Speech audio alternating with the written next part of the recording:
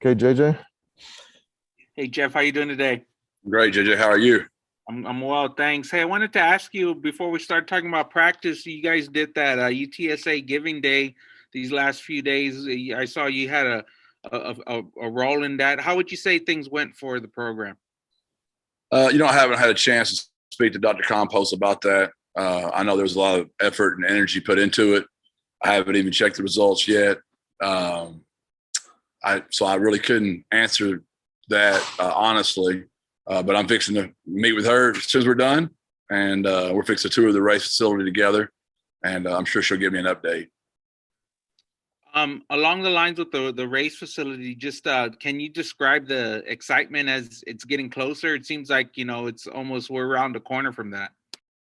Yeah, we're trying hard to not think about it too much, but it's just natural. You see it go up every day, and something about putting that orange on the building really made it jump out, and that was exciting. I don't know why when we saw it turn to orange, and it's just getting prettier and prettier every day. And our kids, I hear them talking about it. They're really excited about it. And there's just so many things that people don't realize that have gone on here for 10 years. I mean, we all share like one meeting room. So the O-line meets over here. The tight ends meet here, running backs here, receivers there, secondary, corners, defensive ends. We're all down here together. So you can imagine 8 coaches talking at the same time in the same room. And there's just so much going to be – it's the worst condition you could ever have for teaching young men. 8 different voices in the same room. So there are other things other than just the dynamics of how beautiful the building is. The practicality of how to teach people is going to be so much better. Hey, Greg. Jeff, the school yesterday also announced this partnership with UT Health San Antonio. It seems like it's going to change some things about sports medicine. I'm just wondering if you've thought about, what impact that has on the program, or if you know anything about what that arrangement is going to do for you guys. No, sir, I really don't. That decision was, way above my head. And I know Dan Bellamy and Nick will keep me right on whatever that is. So I really do try to stay in my lane on that kind of stuff, Greg. And I have hard enough time running the football program, much less trying to start getting into sports medicine. So I'll let Dan and Nick take care of me on that. All right. Well, I know you're on top of this one. We just talked to Sincere. I'm just wondering, what have you seen from him, and what jumps out about his spring so far? He's just really shaping his body up. He's very committed. All of us were making a real conscious effort. I thought we looked pudgy last year. I didn't think we looked like we were a very, conditioned ball club, especially early in the year. We almost had the collapse, in game 1. The heat got to us, and I thought that was lack of conditioning. So we really, we added extra time. We pushed spring ball back intentionally. Because of it, we really pushed what to eat, proteins and carbs and vegetables, and what does that look like, and what should their diet look like. We've really worked hard. I have a big mantra that I'm not the most important coach in their life. They're the most important coach in their life. I'm with them, 2 to 4 hours a day.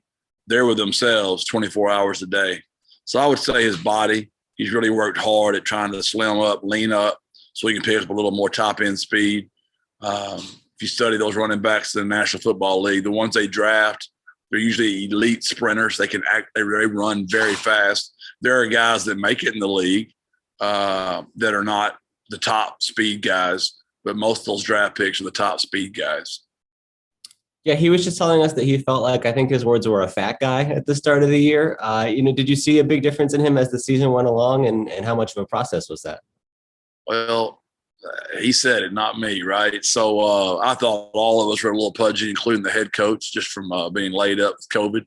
And we've all tried to work at it, coaching staff included, try to lean up a little bit, come back in better shape. And I'm really excited because we're going to get these 15 practices, then we're going to get a summer session, then we're going to get a fall camp, and then we go to Illinois.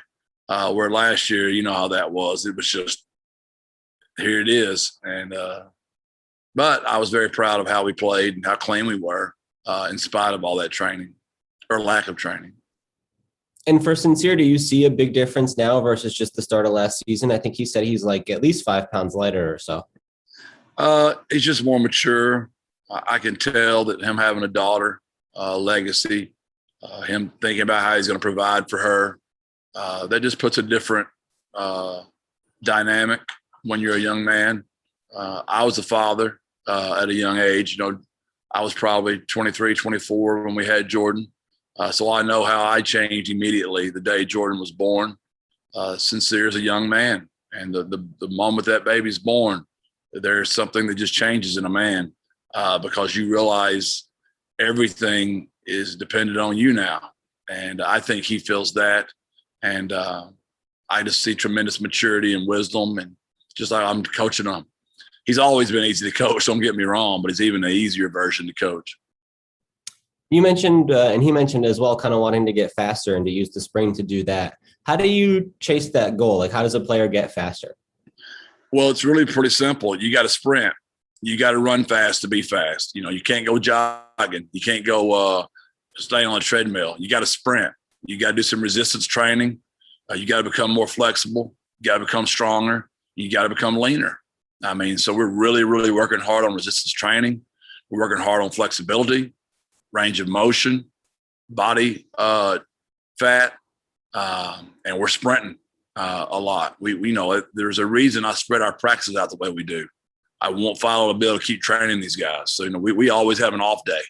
So it makes our week a little long. So we got to practice on Saturdays, but it's worth it to me for our guys to recover so they can be with Philo and get in the video room as well and learn the finer points of the game.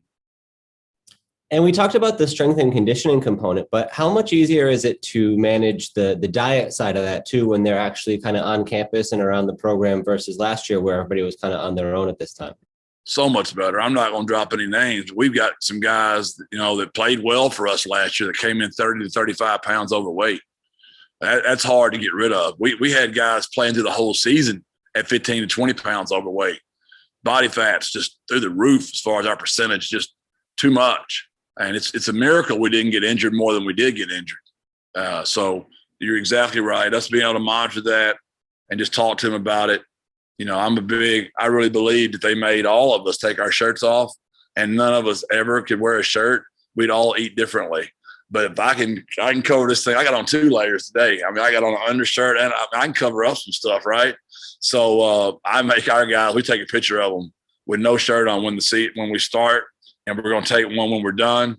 And that's a tremendous motivating factor for a young man that they have a 6-pack and not what their head coach is rocking over here. And then a last thing for me, I want to ask about Rashad, just because I think we're going to talk to him here in a minute. He obviously had a huge season last year, but what can he sort of accomplish or do this spring to continue to take steps forward? Well, you know, early in the year, he tackled with his head down too much. That's something that's been a point of emphasis for him. He got a lot better at that as the year went on. Just seeing what he hits, it's something we're working on. We talk about it all the time with him. And that's something, again, his body composition. We're going to work on that for his speed as well. And I haven't spoken to him as much about it as I have Sincere, because Sincere has come to me and he really has talked to me in depth about what I want him to work on. When Rashad gets back to, you know, full speed, he's starting to practice more and more each day. I'll talk to him more about, you know, his body composition, his flexibility, range of motion, his speed. To me, they're very, very similar creatures. Their body types are similar. Their IQ and character, how they love football, their passion for the game, they're very similar, Sincere and Rashad. So that'll be a similar point of emphasis on Rashad as it is with Sincere. All right. Thanks, Coach. Appreciate you guys. Thanks, Jeff.